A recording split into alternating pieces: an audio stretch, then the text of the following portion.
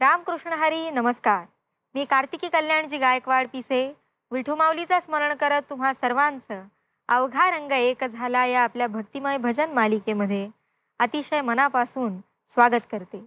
माऊली, आपण अजन्म या निसर्गात वावरत असतो. निसर्ग आणि मनुष्य हे दोघेही एकमेकांचे अविभाज्य घटक असतात.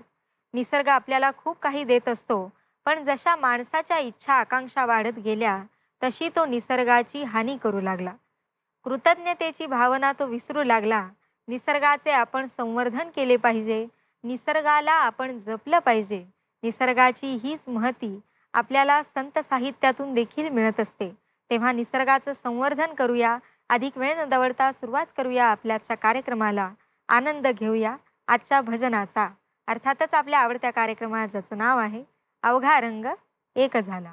रूपाचा अभंग, नामाचा अभंग, आत्मतत्वाचा अभंग, आत्मजागराचा अभंग, अशी सगळी एक रचनात्मक व्यवस्था संतांनी रचलेल्या अभंगांची आपल्याकडे केली जाते.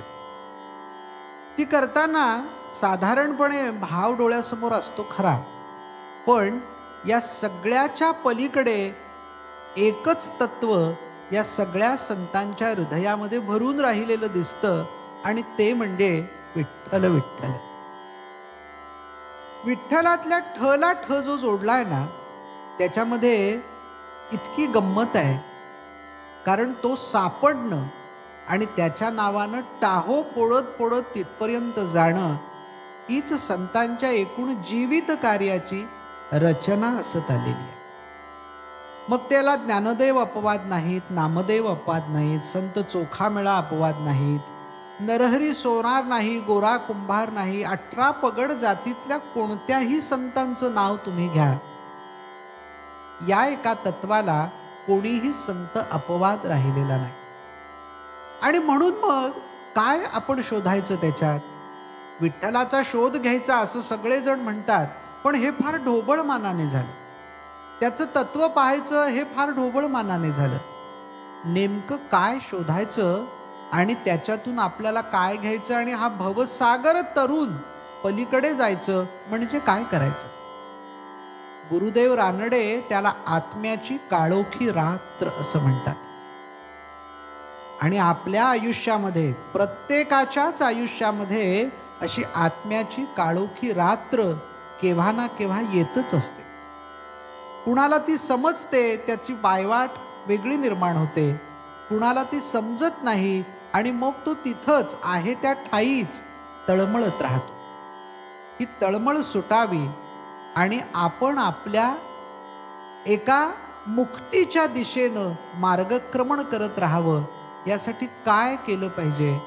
तर विठ्ठल नामाचा टाहो फोडून विठ्ठल आवडी प्रेम भाव असं स्वतःला सतत सतत सांगितलं पाहिजे. ते सांगण्यासाठीच ऐकूया पुढचा अभंग, विठ्ठल आवडी प्रेम भाव. विठ्ठल आवडी प्रेम भाव.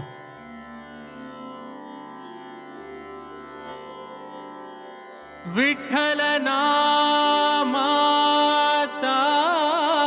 रे टाहो, विठ्ठल नामाचा रे टाहो, विठ्ठल नामाचा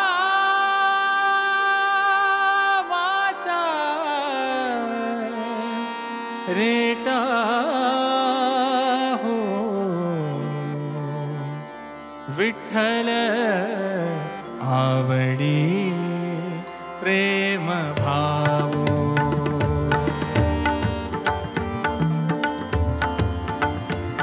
विठ्ठल आवडी प्रेम भाव.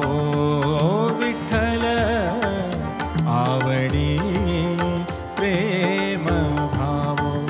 विठ्ठल नामाचा रे टाहो, विठ्ठल नामाचा रे टाहो,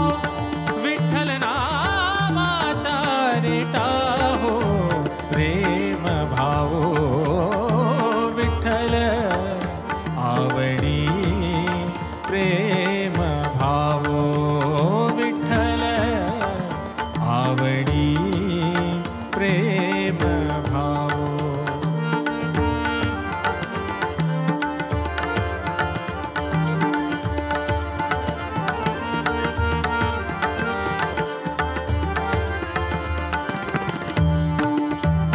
म्हणा नरहरी उच्चार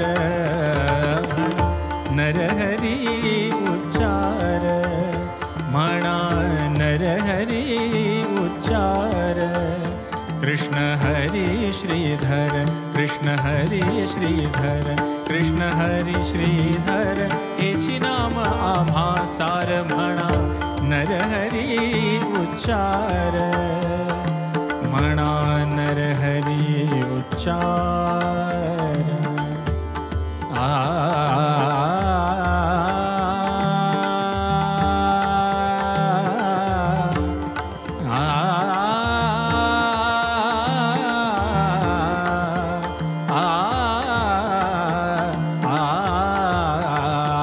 म्हणा नरहरी उच्चार संसार तरावया संसार तरावया प्रेम भाव विठ्ठल आवडी प्रेम भावो विठ्ठल आवडी प्रेम भावो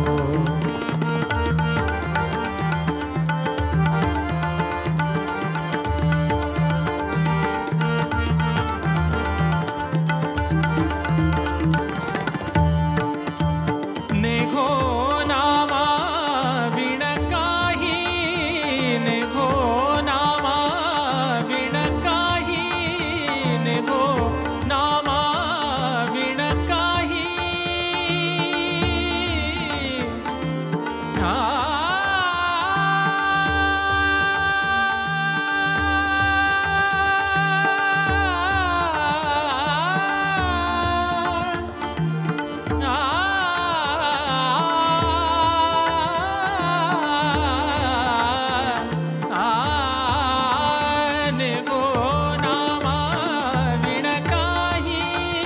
विठ्ठल कृष्ण लवलाई नामा म्हणे परलोपाय विठ्ठल कृष्ण लवलाई नामा म्हणे परलोपाई विठ्ठल विठ्ठल म्हणताची विठ्ठल म्हणताची विठ्ठल म्हणताची प्रेम भावो विठ्ठल आवडी प्रेम भावो विठ्ठल आवडी प्रेम भावो विठ्ठल नामाचा रेटा हो विठ्ठल नामाचा रेटा हो विठ्ठल नामाचा रेटा हो प्रेम भावो विठ्ठल आवडी प्रेम भावो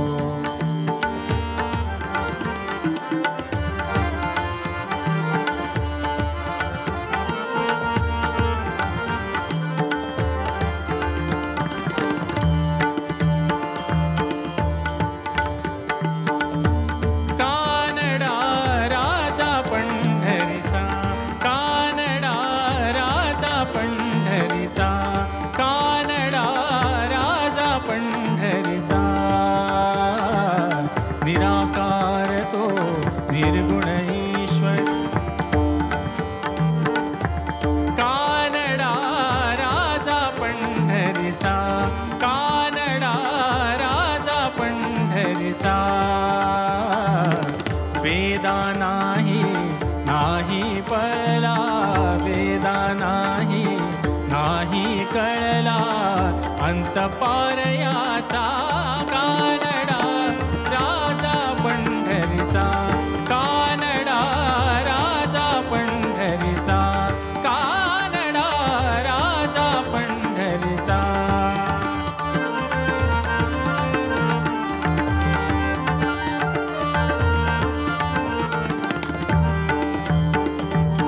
हा नाम्याची खीर चाखतो चोखोबा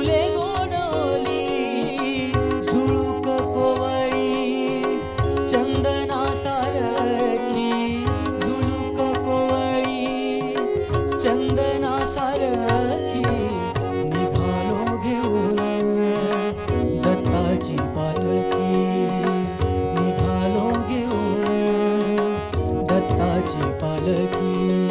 दिगंबरा दिगंबरा श्रीपाद वल्लभ दिगंबरा, दिगंबरा दिगंबरा श्रीपाद वल्लभ दिगंबरा.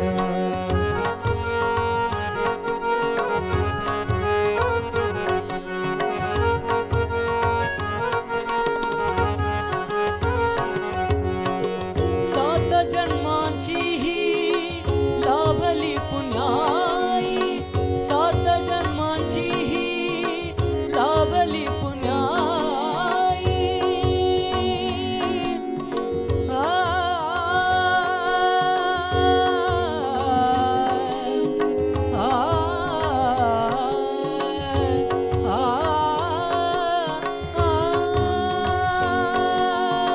सात जन्माची ही लाभली पुण्याई, सात जन्माची ही लाभली पुण्याई. म्हणून जाहलो पालखीचे भोई, म्हणून जाहलो पालखीचे भोई. शांत माया मूर्ती पहाटे सारखी, शांत माया मूर्ती पहाटे सारखी. निघालो घेऊन दत्ताची पालखी, निघालो घेऊन दत्ताची पालखी. आम्ही भाग्यवान आनंद निदान, आम्ही भाग्यवान आनंद निदान. झुलते हळूच दत्ताची पालखी, झुलते हळूच दत्ताची पालखी. निघालो घेऊन दत्ताची पालखी, निघालो घेऊन दत्ताची पालखी. दिगंबरा दिगंबरा श्रीपाद वल्लभ दिगंबरा, दिगंबरा दिगंबरा श्रीपाद वल्लभ दिगंबरा, दिगंबरा दिगंबरा श्रीपाद वल्लभ दिगंबरा.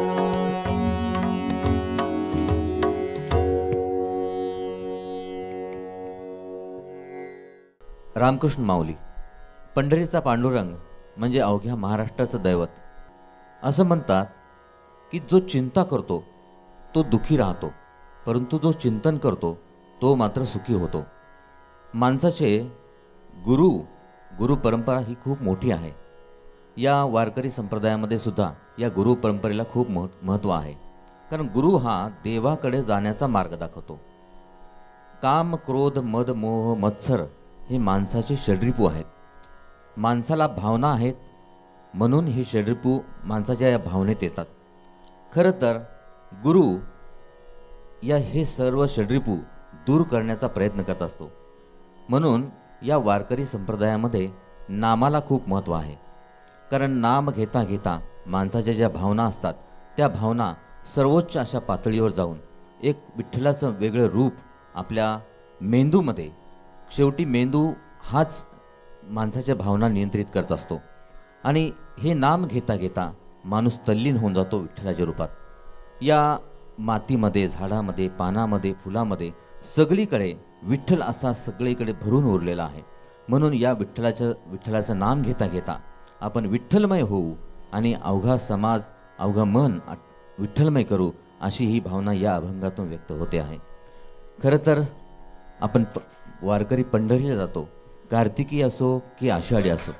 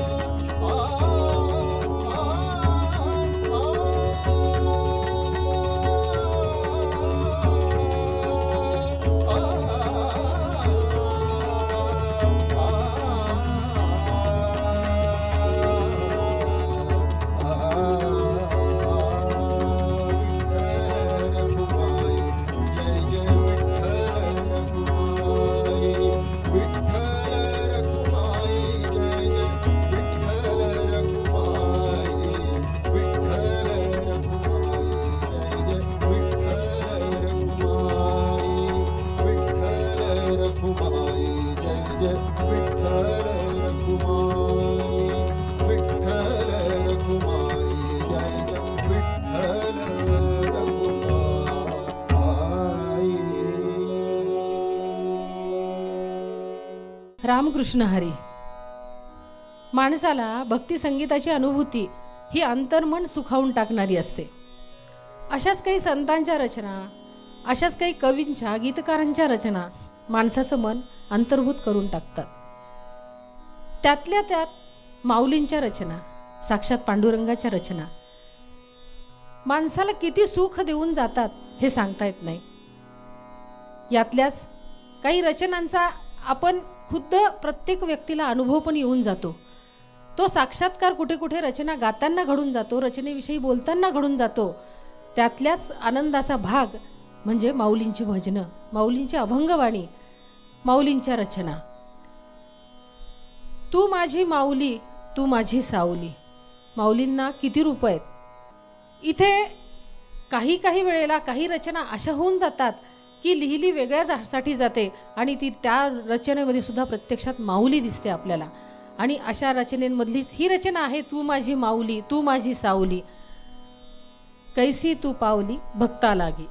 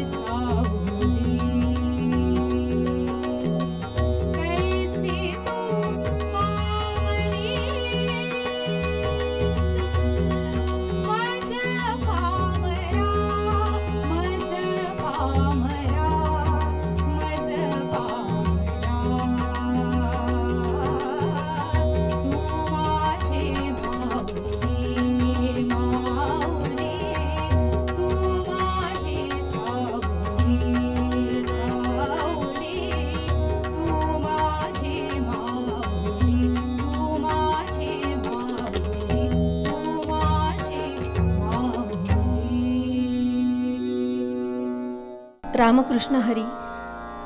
हृदयी साठले स्वरूप सुंदर, तेणे चराचर व्यापलेले. हृदयामध्ये तूच आहेस आणि चराचरातही तूच आहेस. पिंडी ते ब्रह्मांडी असं म्हणतात ते उगीच नाही. जे हृदयात आहे ते सर्व निसर्गात आहे. कणाकणामध्ये तू आहेस आणि कणाकणामधलं ते तुझं रूप माझ्या मनात साठवून ठेवावं आणि ते व्यक्त व्हावं अशी प्रत्येकाची, प्रत्येक भक्ताची, प्रत्येक वारकऱ्याची इच्छा असते. दिंडी वारी ही दरवर्षी भक्तिभावाने भक्तिरसात चिंब होऊन अगदी नाचत नाचत वारकरी पूर्ण करतात.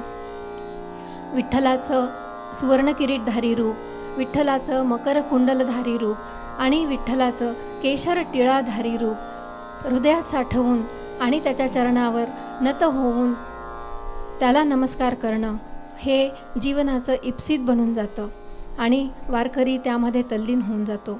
हेच रूप सुंदर सावळी मूर्ती ही साजरी भागातीरावरी पंढरीत.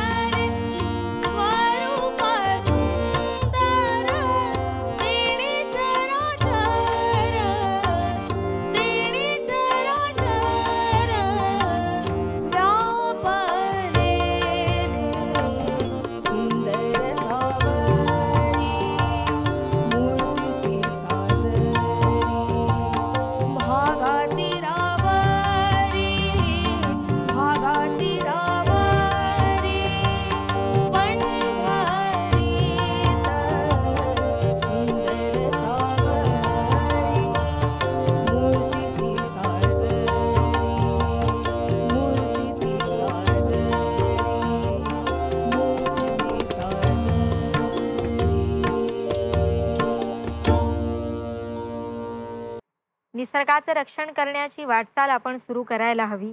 संतवाणी ऐकूया, संत साहित्य समजून घेऊया आणि निसर्गाचा ऱ्हास टाळूया. अन्यथा महामारीसारखे प्रश्न सतत डोकं बाहेर काढत राहतील.